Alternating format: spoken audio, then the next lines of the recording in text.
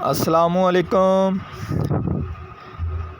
दोस्तों, जिन दोस्तों के पास F1 F2 ग्रीन गोट वाला रिसीवर है और उनका जो कि हार्डवेयर वर्जन 104.02.999 और 044 019 015 006 003 और 002 जिन दोस्तों के पास इस हार्डवेयर वर्जन वाले रिसीवर हैं वो दोस्तों इस वीडियो के डिस्क्रिप्शन से सॉफ्टवेयर डाउनलोड कर सकते हैं ट्रांसपोर्ट का।